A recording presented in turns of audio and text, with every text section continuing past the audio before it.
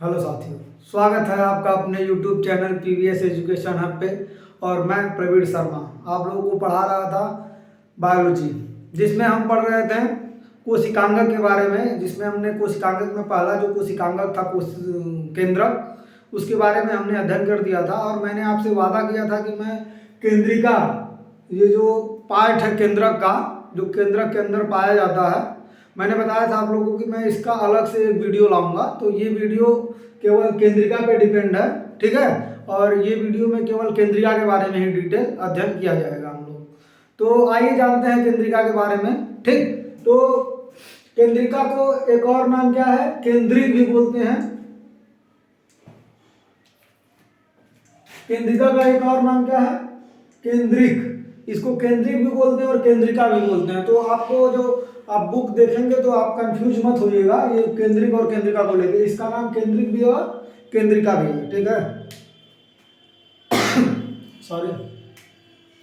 तो केंद्रिक या केंद्रिका की खोज किसने की थी? तो केंद्रिका की खोज किसने की, केंद्रिका की खोज किसने की थी? फोंटाना नामक वैज्ञानिक ने सन 1781 ईस्वी में, सन 1781 में केंद्रिका की खोज की थी, ठीक है। फिर कुछ टाइम के बाद बोमन नामक साइंटिस्ट ने क्या किया था, केंद्रिका को क्या नाम दिया, न्यूक्लियोलस नाम दिया। क्या नाम दिया? न्यूक्लियोलस नाम दिया था, ठीक है ना। तो ये तो हो गई केंद्रिका की खोज के बारे में। और हमने बोला था कि आपको बताएंगे कि केंद्रिका किसका बना होता है, ठीक है। तो देखिए आपको यहाँ पे लिखा हुआ है, केंद्रिका का निर्माण जो होता है किसके द्वारा होता है? गुणसूत्र द्वारा किया जाता है। गुणसूत्र द्वारा क्या होता है? केंद्रिका का निर्माण होता है, ठीक। तो केंद्रिका में किसका बना होता है, कौन कौन सी चीजें पाई जाती हैं, ठीक है। तो आप लोग देखिए, केंद्रिका की जो संरचना होती है उसमें क्या RNA पाया जाता है, DNA पाया जाता है और प्रोटीन पाया जाता है। इनकी मात्राएं अलग अलग होती हैं, ठीक। तो देखिए यहाँ पे मैंने 10 और 11 इसलिए लिखा है क्योंकि किसी किसी बुक में ये 10 दिया हुआ, किसी किसी बुक में ये 11 दिया हुआ। और जो 12th की NCERT है उसमें इतना डिटेल के साथ नहीं दिया गया है। तो ये मैं आउटसोर्स से आप लोगों को पढ़ा रहा हूँ और आपको इससे कोई कंफ्यूजन ना हो, इसलिए मैंने दोनों यहाँ पे लिख दिया है। तो अगर 10 बोल रहा है तो भी सही है, 11 बोल रहा है तो भी सही। और ये मात्रा किससे, अगर ये 10 होगा तो प्रोटीन की मात्रा 85 होगी, अगर ये 11 होगा तो प्रोटीन की मात्रा 84 होगी। और ये DNA की जो मात्रा है ये 5% जो है ये फिक्स है, ठीक। ये जो DNA की मात्रा है वो 5% क्या है, पूरी तरह से फिक्स्ड है कि मतलब केंद्रिका में 5% ही DNA पाया जाएगा और 10 या 11% RNA पाया जाएगा और 85 या 84% क्या पाया जाएगा, प्रोटीन पाया जाएगा, ठीक। तो ये तो हो गई केंद्रिका के बारे में। अब हम जानते हैं कि केंद्रिका में क्या कितने भाग होते हैं, कौन कौन से भाग होते हैं, उनका और भी नाम क्या है, वो उनके बारे में भी जानते हैं, ठीक। तो आप लोग को बता देता हूँ केंद्रिका के कितने भाग होते हैं। मुख्यतः 4 भाग होते हैं जिनके बारे में मैं अभी आप लोग को बताऊंगा, अभी यहाँ पे बोर्ड पे लिख के, ठीक है। तो आइए अब हम जानते हैं कि केंद्रिका के भाग के बारे में। तो केंद्रिका के कितने भाग होते हैं? केंद्रिका के 4 भाग होते हैं, जो आप देख सकते हैं। एमार्फस मैट्रिक्स, ये पहला भाग है, ठीक। और दूसरा भाग क्या है, ग्रैनुलर प्रोटीन। तीसरा भाग है आपका फाइब्रिलर प्रोटीन और चौथा भाग क्या है, क्रोमैटिन, ठीक।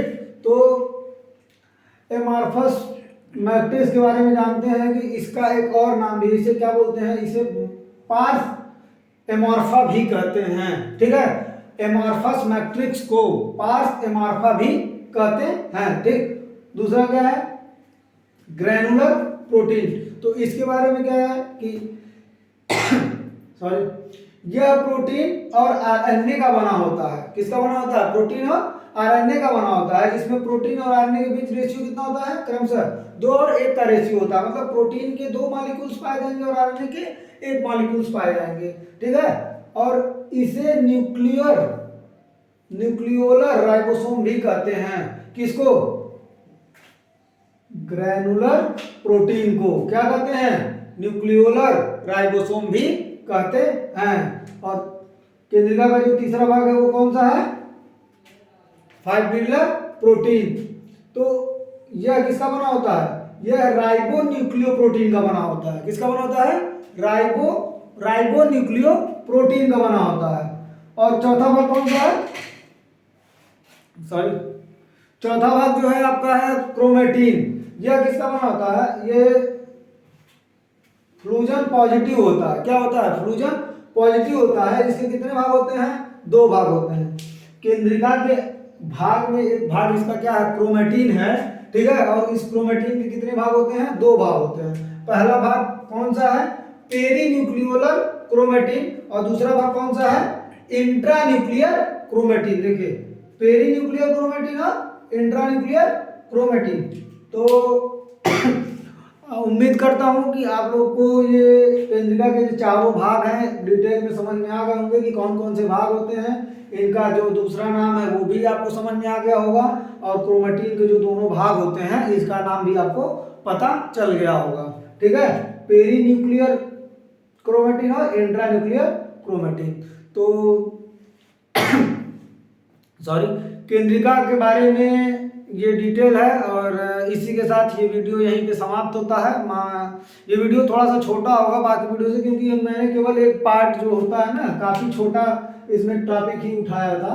केवल केंद्रिका के जो पार्ट है ये केंद्रक के अंदर पाया जाता है, तो केवल इसी के बारे में मैंने बोला था आप लोग को कि इसके बारे में एक वीडियो आएगा डिटेल में, जो कि ये था। और इसमें उम्मीद है आप लोगों को केंद्रिका से रिलेटेड अब ऐसा कोई भी क्वेश्चन नहीं होगा जो एम्स नीट या किसी की कंपटीशन वाले एग्जाम में आप लोग को मतलब ना आए। अगर आप लोग क्लास करेंगे और मतलब बिना स्किप किए हुए पूरा वीडियो देखेंगे तो पूरी उम्मीद है कि आप लोग एक भी क्वेश्चन छोड़ के नहीं आएंगे एग्जाम में।